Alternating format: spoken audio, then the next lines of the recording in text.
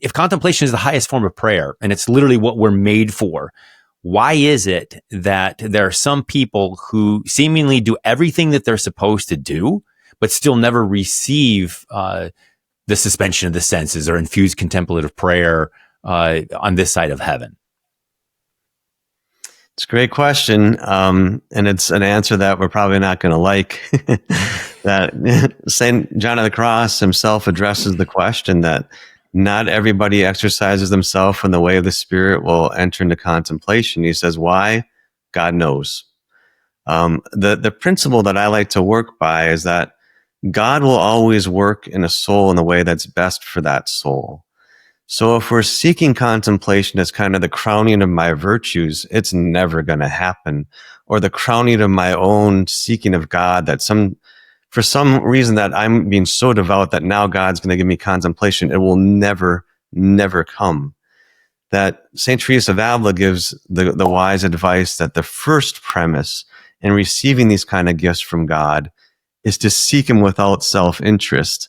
And I tell people that's a mouthful, because I can probably count on one hand the times that I have not sought God without self-interest.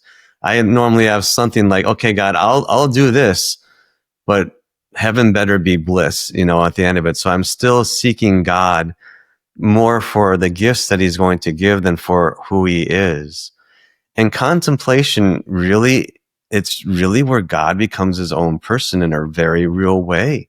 I can't manipulate God. I can't force him to do something.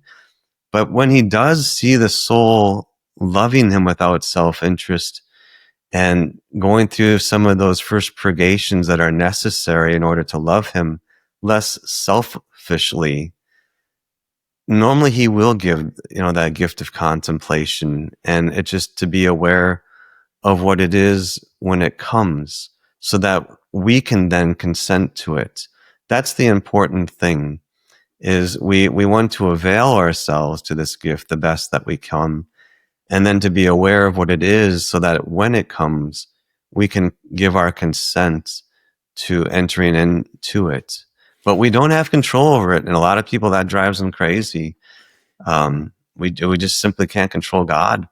No, I mean, Teresa does say that there is something, it seems like, that has to do with us in the sense that she says that God grants this favor in conformity with the love that we have for him. So our job, again, is to set the stage, right? Do whatever we possibly can to prepare for this gift, but only God can make it happen. And I think at the end of the day, if we trust that God is our perfect Father in heaven, if this is what's good for us to get to heaven, then he's going to give it to us. And if he's got something else in mind, fine. He's got something else in mind.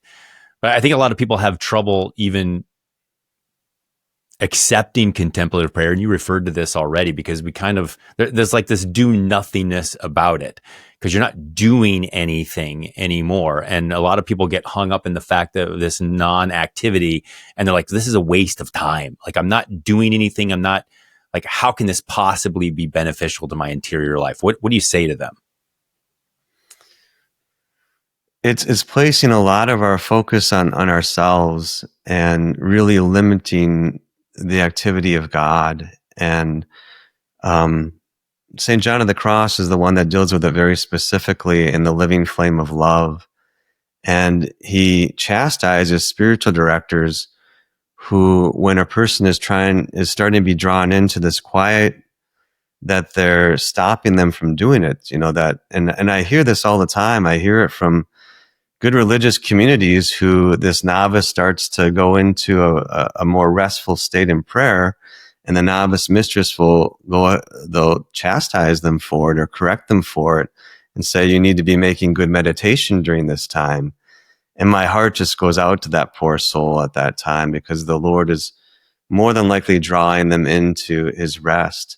I think there is this genuine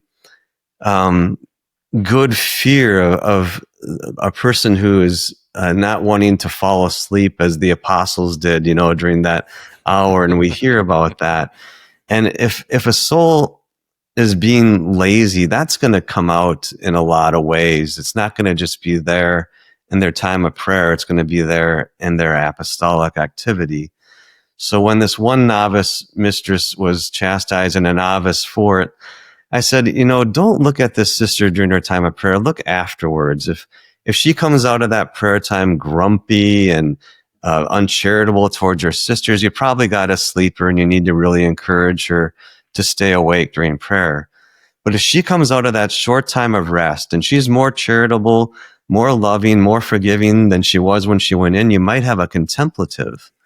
And the focus is that when I do just give myself into this hand of God again, I can't make it happen. But when it does happen, to consent to it, now it's God working in prayer.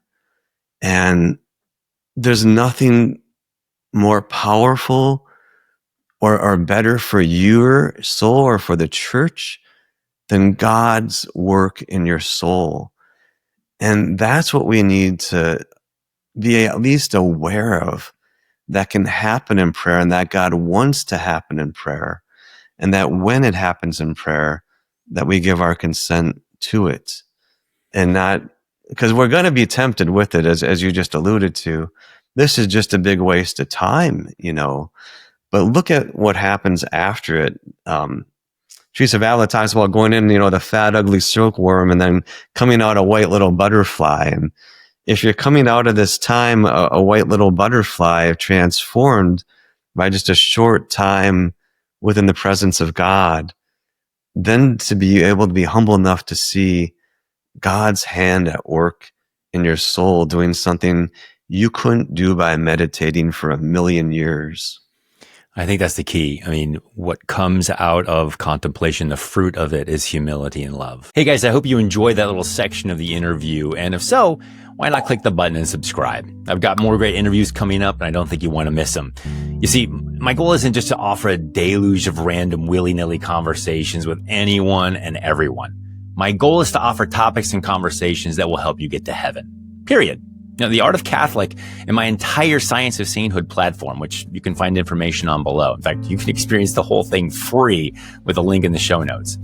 But everything I do these days is laser focused on what Christ calls the one thing necessary: our spiritual life, sitting at his feet and growing in relationship with him, developing a divine intimacy with him. Because at the end of the day, that's the only thing that matters. That's the only thing that's going to allow Christ to identify us as one of his own, so we can enter into an eternity of bliss with him and the rest of the angels and saints in heaven. So if that's what you're interested in, by all means, please subscribe to the show and share it with others. In fact, I'd love to have you consider supporting it as well. You can find information on how to do that in the show notes too. Thanks for watching, and I pray it helped you. God bless you.